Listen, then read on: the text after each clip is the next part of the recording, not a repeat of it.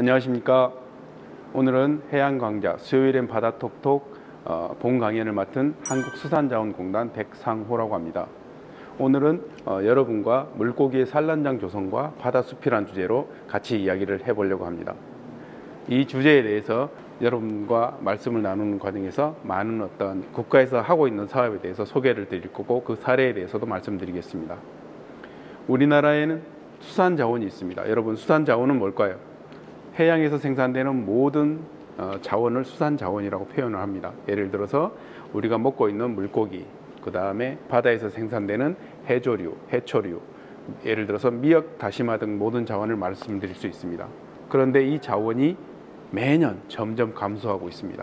그 감소하는 원인은 뭘까요? 물론 기후변화로 인한 온난화, 그 다음에 무분별한 어획에 의한 물고기가 사라지는 현상, 또 하나의 현상은 어린 물고기를 너무 많이 잡아내는 그런 현상이 지속적으로 반복되고 있습니다. 이런 현상으로 인해서 연근의 수산자원량은 점점 감소되고 있습니다. 그래서 이런 수산자원의 감소에 대응하기 위해서 국가에서는 이와 같이 물고기라든지 기타 해조류 등을 산란 서식장 조성을 합니다. 산란장을 만들어줌으로써 물고기가, 성어가 거기서 알을 낳고 다시 새끼를 생산하여 재생산할 수 있는 과정을 만들어주는 거죠. 그리고 또 하나, 바다숲이란 주제로 여러분하고 이야기를 하고 싶습니다. 바다숲은 뭘까요? 육지에도 숲이 많죠. 바다에도 이러한 숲이 있습니다. 숲은 무엇을 칭하느냐? 바다에서 생산되는 많은 해조류, 미역, 다시마 등의 어떤 대형 군락지를 말합니다. 해조류도 마찬가지로 육상의 나무와 마찬가지로 이산화탄소를 흡수하고 산소를 바닷속에서 생산해내는 과정을 거칩니다. 그렇게 함으로써 바다숲이 풍성한 해양은 어린 물고기가 많이 모이고 거기 환경이 좋아지는 겁니다. 그래서 어떻게 조성하고 또 조성한 사례에 대해서 같이 이야기를 나눠보도록 하겠습니다. 이야기 순서는 이렇습니다. 첫 번째, 수산자원, 즉 물고기라든지 산란서식장 조성을 어떻게 하느냐. 두 번째, 바다숲과 산란장의 연관성은 무엇이냐라는 주제로 말씀을 드리고자 합니다. 먼저 수산자원 산란서식장 조성입니다. 우리나라 수산업에 대한 가장 큰 특징은 뭘까요? 크게 네 가지로 분류할 수 있습니다. 자연의존형.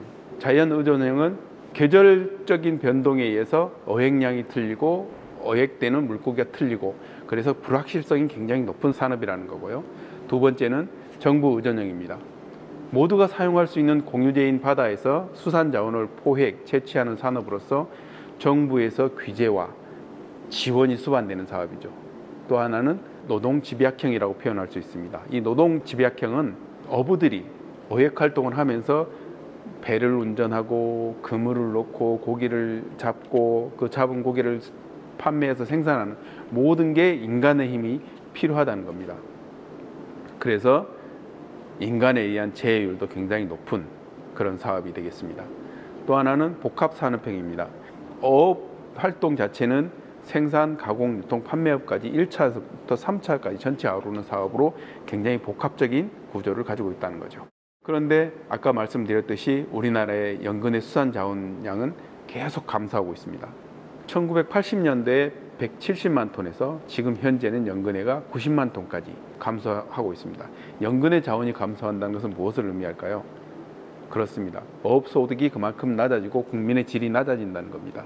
소득이 점점 없어짐으로써 어업인들이 그만큼 어렵다는 거죠. 그래서 이 연근의 자원량을 증가시키려면 어떤 방법이 있을까요? 그래서 국가에서 많은 고민을 하고 있고, 그 고민 중에서 오늘 여러분한테 소개해드릴 산란 서식장을 조성한다든지 아니면 바다숲을 조성한다든지, 또 하나는 바다에 큰 물고기 목장을 만든다든지 이런 사업을 추진하고 있습니다. 연근의 수산자원의 가장 큰 감소 원인은 뭘까요? 아까 첫 서두에서도 잠깐 말씀드렸지만 기후변화, 온난화 현상이 하나 있고요. 또 하나는 무분별한 어획, 또 하나는 지금 여기서 보여지는 어린 물고기가 무차별하게 너무 많이 잡힌다는 거죠. 어린 물고기가 잡힌다는 것은 무엇을 의미하느냐? 이 어린 물고기가 큰 어른 성어가 돼서 새끼를 낳고 알을 생산하고 새끼를 생산해야 되는 과정을 거치는데 크기도 전에 잡히는 겁니다. 환경운동연합의 조사에 의하면 고등어 같은 경우 우리 식탁에 오르는 47% 정도가 어린 물고기라고 합니다.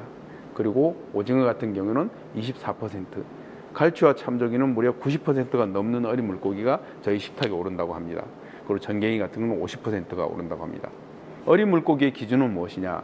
물고기마다 각각의 성체 기준이 있습니다. 국가에서 정한 성체 기준이 있고 성체 기준을 미달하면 어린 물고기라고 판단합니다. 그래서 이런 어떤 어린 물고기가 많이 잡힌다는 거죠. 이 어린 물고기가 잡힐 수밖에 없는 이유는 뭘까요?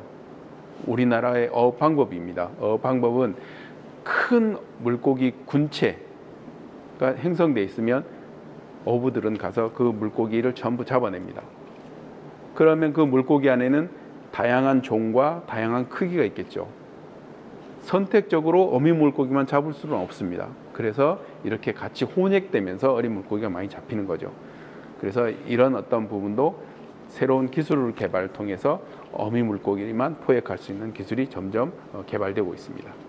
이런 어린 물고기를 잡으면 안 되는 이유 중에 또 하나 이유가 가장 큰 게 이 부분입니다. 수산자원의 재생산과 어획의 균형입니다. 자, 여러분 전체 해역에서 물고기가 300마리가 있다고 가정을 합니다. 그러면 어획을 할 수 있는 100마리만 어획을 하면 됩니다. 왜냐? 나머지 200마리는 다음 세대를 위해서 지속 가능한 수산자원 생산을 위해서 남겨둡니다. 그래서 100마리만 잡고 나머지 200마리가 어떤 산란장에서 많은 산란을 하면 다시 이 산란된 알에서 다시 어린 물고기가 다시 기존에 있는 300마리 무리에 합류해서 다시 300마리가 됩니다. 이런 과정을 거쳐야 되고 이 과정 속에서 정부의 규제와 어업인들의 협조, 어획 방법 등의 많은 어떤 협조가 필요해서 지속 가능한 수산자원의 재생산이 이루어지게 됩니다. 그럼 본격적으로 수산자원의 산란 서식장 조성 사업에 대해서 말씀드리겠습니다. 어미 물고기가 산란을 하고 싶습니다. 자기가 좋아하는 장소, 물고기마다 특징이 틀리죠. 자기가 선호하는 곳, 산란을 하고 싶은데 너무 연안 생태계가 파괴됐고 너무 훼손돼 있어 산란장을 찾지를 못합니다. 그런데 이 산란장을 보호해 줌으로써 아까와 같이 어미 물고기가 산란할 수 있는 공간을 만들어 주는 겁니다. 그래서 해역별로 주요 어종의 산란 서식장 조성 및 관리를 통해서 수산자원 공급 거점을 구축하는 거죠. 그러니까 시드뱅크 역할을 하는 겁니다. 그리고 안정적으로 수산물 공급 및 어업인 소득이 증대될 수 있는 그런 사업을 만들어 주는 겁니다. 그래서 현재 국가에서 추진하고 있는 대상 품종 및 지역을 간단히 보시면 품종은 현재 부산 쪽에 경상남북도 쪽 동해안 쪽에는 말쥐치, 대게, 대문어 등이 대상 품종을 하고 있고 서해안 쪽은 쭈꾸미, 낙지, 해삼, 전남 쪽은 곰치 이러한 특수 어종을 가지고 현재 산란 서식장 조성을 하고 있습니다. 그럼 산란 서식장이라는 건 뭘까요? 아까도 말씀드렸던 훼손된 연안의 산란장과 서식장을 복원하기 위한 새로운 기술을 개발하고 거기 보호된 산란장에 직접 자원을 증대시키기 위해서 자원을 첨가한다든지 새로운 기법을 개발해서 보호를 해주는 겁니다. 그리고 가장 중요한 부분이 그겁니다. 생물의 특성을 반영해서 생물이 어떤 부분에 대해서 산란 공간을 좋아하는지에 대해서 생리 생태 자원학적인 특성 파악을 한 다음에 그 산란장을 조성해야 됩니다. 예를 들어서 대문어 같은 경우는 어디다 산란하죠? 문어는 그렇습니다. 문어는 본인이 좋아하는 작은 동굴 같은 것 이런 곳을 굉장히 선호하죠. 거기 들어가서 산란을 하고 새끼를 생산합니다. 그 산란장을 만들어줌으로써 보호해줌으로써 어린 문어가 지속적으로 많이 생산될 수 있는 기능을 할 수 있게 만들어주는 공간이죠. 그러면 수산자원 산란 서식장의 기능은 뭘까요? 수산생물을 산란 서식장 기반을 조성하면 거기서 치어들이 은신하고 성육을 합니다. 먼 바다에서 대형 어류에 잡혀먹지 않고 숨을 수 있고 거기서 자랄 수 있는 공간을 만들어주는 거죠. 그리고 지역의 특성화된 어류를 선정하여 자연 산란장을 만들어줌으로써 지역 특화 상품으로도 개발될 수 있고 그 다음에 사업적인 효과 이런 부분이 어떤 부분이 잘 됐고 잘못됐다는 걸 분석을 통해서 관리 체계를 구축하는 겁니다. 그렇게 함으로써 어업인과 같이 공동으로 수산자원을 증대시킨과 동시에 어업인의 소득을 증대시키는 거죠. 그리고 국가에서 어느 정도 조성이 됐으면 이 조성된 해역을 자율적으로 관리할 수 있게 어업인한테 주는 겁니다. 이런 일련의 과정을 거치는 겁니다. 그럼 현재 우리나라의 수산자원 산란 서식장 조성은 어느 정도 돼 있을까요? 아까 말씀드렸듯이 강릉부터 시작해서 동해안 쪽에는 문어, 대게, 말쥐치 등을 산란 서식장으로 조성하고 만들고 있습니다. 그리고 남해안 쪽은 꼼치, 서해안 쪽은 곰치하고 낙지 해삼, 서해안 쪽은 쭈꾸미하고 해삼, 이런 어떤 지역 특화 상품, 특화 어종이나 특화 수산물을 가지고 산란서식장을 조성합니다. 그래서 이 자체는 매년 추진되고 있고 국가 예산과 지방 예산을 공동으로 투자해서 산란서식장을 만들고 있습니다. 그래서 산란서식장은 이와 같이 보시면 어류의 특성을 반영한 조성 방법이죠. 쭈꾸미 같은 경우는 혹시 쭈꾸미 아십니까? 작은 문어보다 작은 그 쭈꾸미 아시죠? 쭈꾸미 같은 경우는 작은 핏불고동에 산란을 합니다. 본인이 거기에 몸을 숨기고 거기다가 산란을 하고 새끼를 생산하고 있습니다. 문어 같은 경우는 아까 말씀드렸듯이 작은 동굴에 숨어서 산란을 하죠. 그런 동굴 형태의 구조물을 만들어줌으로써 문어가 산란할 수 있는 공간을 만들어줍니다. 세 번째, 말쥐치나 곰치 같은 경우는 큰 수조에 산란을 하고 산란된 어린 물고기가 보호를 하고 그 생산된 물고기를 다시 산란장에 다시 풀어주는 그런 어떤 산란장 조성을 하고 있고요. 해삼 같은 경우도 인위적으로 자연석이라든지 숨을 공간을 만들어주고 거기서 해삼을 풀어놓고 본인들이 산란할 수 있는 그런 여건을 만들어주는 겁니다. 근데 단순하게 산란 서식장 조성을 할 때 여기가 좋겠어 라고 판단할까요? 그렇진 않습니다. 해역 특성에 맞는 어종이라면 예를 들어서 지금 말쥐치, 쥐포 아시죠? 쥐치 같은 경우는 연안의 수심대를 파악하고 그 수심대에서 가장 산란하기 좋은 공간, 수심, 수온, 해류 등의 모든 자료를 통틀어서 조사를 합니다. 그래서 그 연안에서 말쥐치가 자기가 산란할 최적의 장소를 어딘지에 대해서 저희들이 먼저 파악을 하고 그 주변에 산란장을 조성합니다. 오른쪽에 보시면 산란장이 파랗게 표현되어 있죠. 파랗게 표현되어 있는 이 부분이 말쥐치가 주로 산란을 많이 하는 공간입니다. 저 공간을 보호하고 관리해 줌으로써 말쥐치가 저기서 산란을 합니다. 산란해서 어린 물고기가 되고 연안에서 다음에 말씀드릴 바다숲이라는 공간에서 어린 치어가 성어가 되기 전까지 거기서 놀고 은신하고 그런 어떤 활동을 하다가 다시 성어가 돼서 먼 바다로 가서 다시 돌아와서 저장 공간에서 다시 산란하는 그런 과정을 거치는 거죠. 이렇게 해서 과학적인 데이터를 분석해서 산란장을 만들고 산란장을 조성하는 겁니다. 그래서 조성된 산란장에는 이와 같은 과정을 거칩니다. 지금까지 말씀드렸던 자원의 첨가, 자, 치어하고 자어하고 있습니다. 치어하고 자어라는 건 어린 물고기를 말합니다. 저기서 산란장에서 태어난 어린 물고기가 예를 들어서 100마리가 태어났다고 생각을 해보면 저 태어나고 자라고 은신하고 있는 저 공간은 바다숲이라는 공간입니다. 바다숲이라는 공간은 말씀드렸듯이 해조류가 잘 자라고 있고 저기에 산소가 많이 녹아들어서 풍성하고 어린 물고기가 다른 성어 물고기로부터 보호받을 수 있는, 숨을 수 있는 공간이 만들어진 곳이죠. 자, 치어가 100마리가 저기서 자라다가 미성어가 돼서 점점 큰 바다로 나갑니다. 큰 바다로 나가서 많은 먹이 활동을 하고 성어가 돼서 다시 이 성어는 알을 낳기 위해서 산란장으로 다시 돌아옵니다.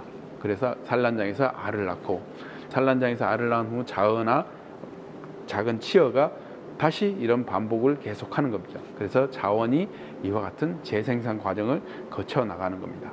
그 과정에서 자원이 필요하면 자원을 첨가시킵니다.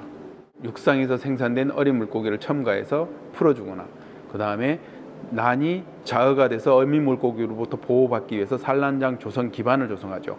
그래서 거기에서 숨을 수 있는 공간을 만들어주고 그 다음에 선식장 관리를 합니다. 관리가 되지 않으면 어린 물고기가 아까도 말씀드렸듯이 무차별 혼역이 일어나면 안 되겠죠. 그래서 어린 물고기의 관리를 하기 위해서 각각의 어획 조사도 하고 효과 조사도 하고 과연 그 판매되는 양이 얼마큼 되는지 거기에 대한 비계통 조사나 계통 조사까지 다 이루어지고 있습니다.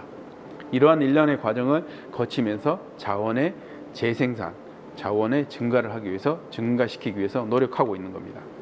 사례에 대해서 말씀드리겠습니다. 서해안 같은 경우에는 옛날부터 쭈꾸미가 많이 생산이 됐습니다. 그런데 과거에는 이 소라방이라는 구조물로 쭈꾸미를 잡습니다. 저렇게 보시면 줄에다가 작은 핏불고동을 엮어서 바다에 던져 놓으면 쭈꾸미의 습성이 저런 어떤 핏불고동 안에 들어가서 숨어서 은신하고 알을 낳는 그런 습성이 있습니다. 그런 습성을 이용해서 어획 활동을 하는 거죠.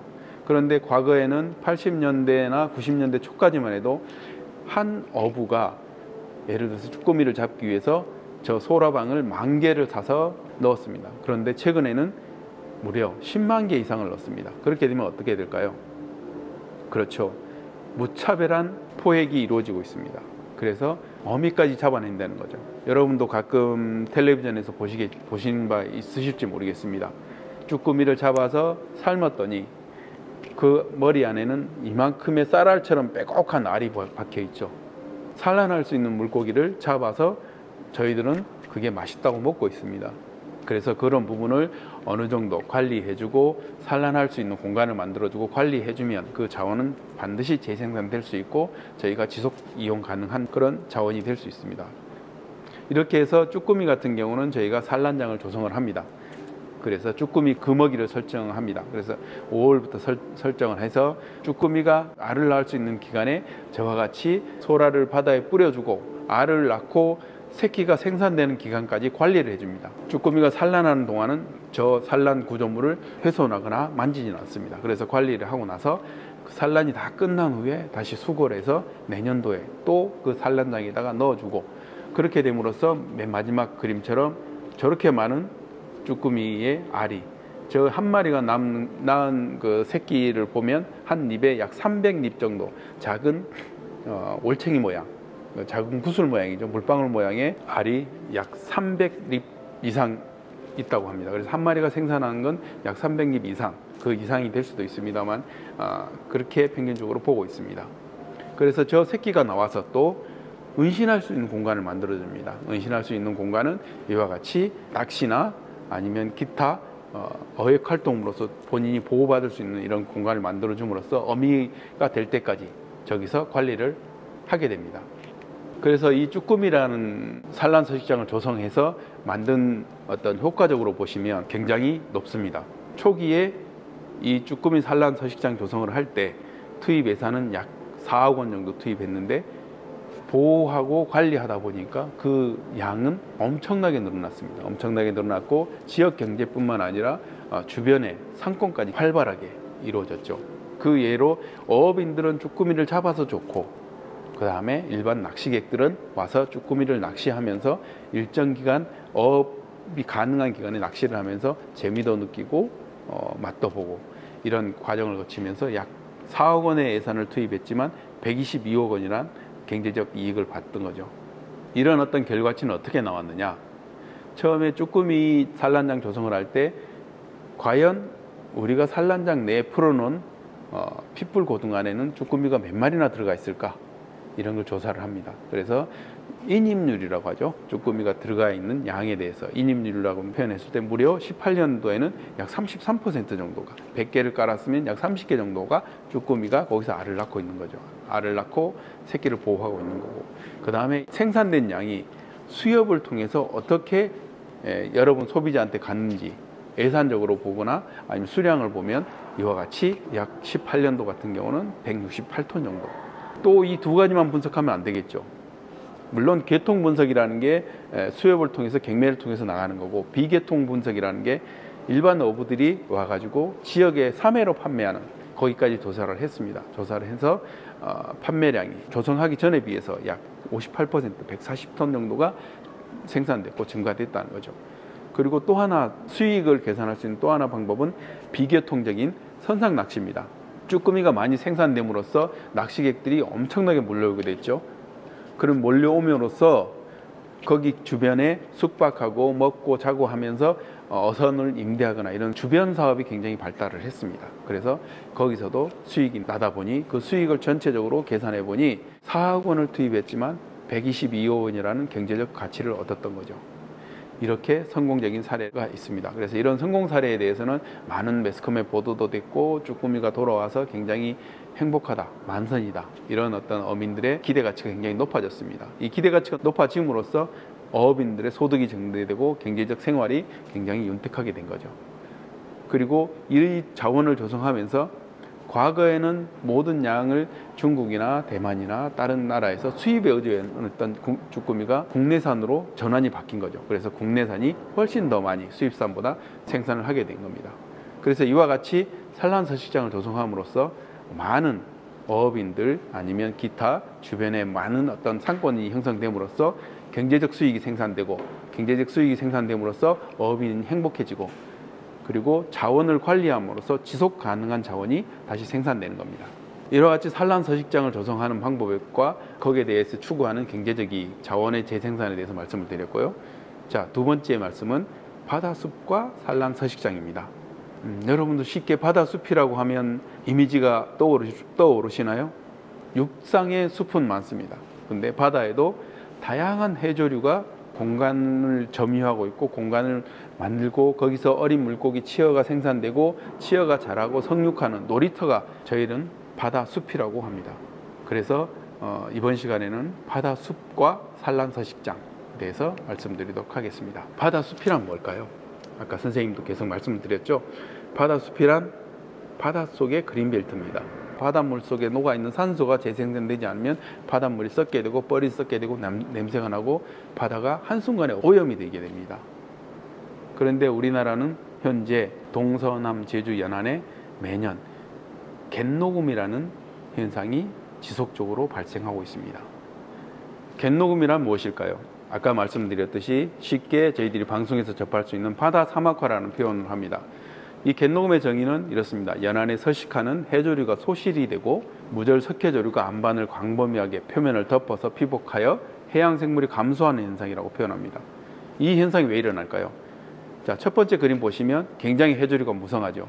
그렇지만 수온이 상승하면서 저와 같이 해조류를 먹이원으로 하는 성게가 알을 낳고 어린 성게를 생산함으로써 무차별하게 먹어치워서 없어지는 겁니다. 가운데 그림을 보시면 기존에 있던 해조류 군락이 없어졌죠. 그리고 나서 그 없어진 군락에 대신해서 이와 같이 세 번째 그림 보시면 무절 석회조류가 바위 안반을 전체를 우점해서 덮어버립니다. 그렇게 되면 해조류가 없어지는 거죠. 없어지면 해조류 씨앗이 앉을 수 없습니다. 그래서 밑에 그림 보시면 저와 같은 바다가 황폐화되고 바다 사막화라고 불릴 정도로 저렇게 표현됩니다. 그래서 저희는 궁극적으로 저 바다를 다시 마지막 그림처럼 바다숲이 풍성한 저렇게 해조류가 풍성한 숲으로 바꾸고자 노력하고 있습니다. 그래서 이 갯녹음 현상, 바다 사막화 현상은 이와 같이 매년 여의도 면적의 4배의 규모로 동서남 제주에서 확산되고 있습니다. 그 확산에 따라서 연근의 얕은 바다에서 생산되는 어업 자원이 점점 감소하고 있다는 거죠. 어업 자원이 감소하면 고기를 잡을 수 있는 이익이 없어지는 거죠. 그래서 어민들의 생계도 어려워지는 겁니다. 그래서 이러한 어떤 생산할 수 있는 바다숲을 점점 보호하고 가꿔야 되는 거죠. 우리가 육상에서 산을 보면 나무가 많구나 없구나라고 보일 수 있죠. 근데 바다에서는 볼 수가 없지 않습니까? 그래서 이와 같은 새로운 기술을 개발해서 바다에서 볼 수 있는 어떤 장치를 만드는 거죠. 그게 초분광 항공 영상 촬영을 통해서 바닷속에 어떤 상태인지 컴퓨터로 재현해내는 겁니다. 그 원리는 간단히 보시면 전국 연안을 항공 촬영으로 사진을 찍고 나서 그 사진을 분석하는 기법이죠. 그래서 보시면 간단히 말씀드리면, 자, 모래는 이와 같은 알고리즘을 가지고 있고 안반은 이와 같은 알고리즘을 가지고 있더라.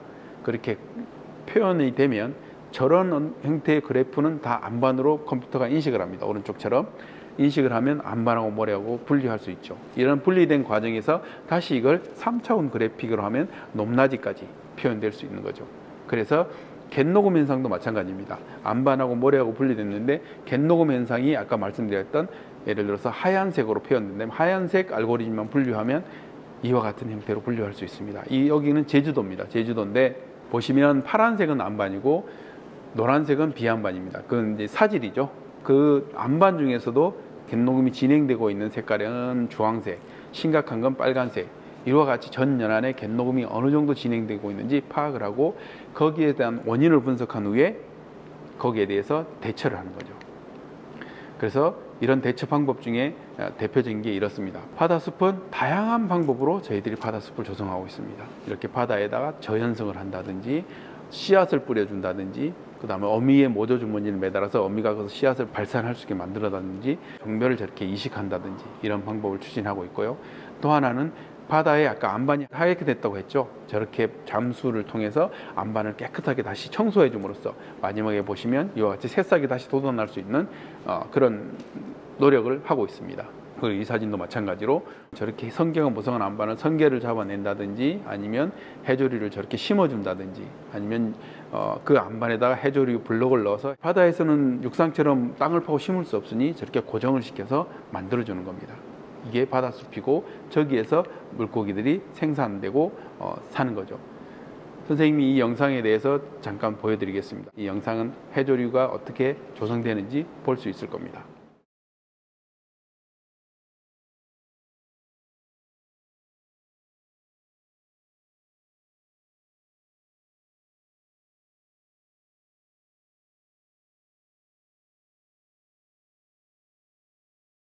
그리고 또 하나 예로 제가 가져왔습니다. 자, 바다숲을 조성하는 과정 중에 하나입니다.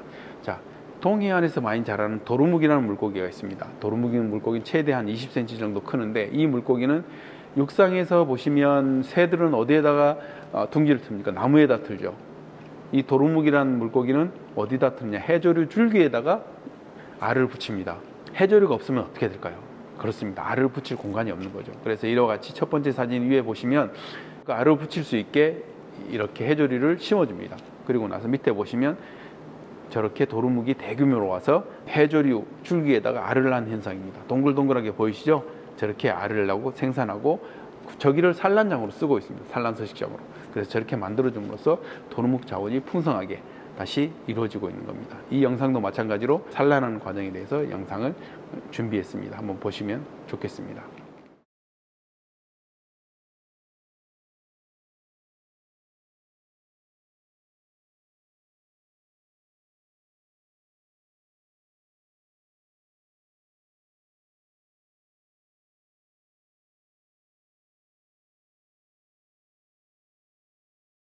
자, 그렇게 함으로써 어떻게 될까요? 산란 서식장과 바다숲을 조성함으로써 연안 산란장 회복으로 건강성이 증대하고 갯녹음이 없어지고 있습니다. 그래서 생태의 건강성이 회복됐다는 건 종이 그만큼 다양했다는 것, 갯녹음이 점점 해소되고 있다는 것, 그다음에 해조류 생체량이 증가됐다는 것. 이 전체의 과정은 뭘까요? 그만큼 바다가 건강하게 다시 복원되고 있다는 뜻입니다.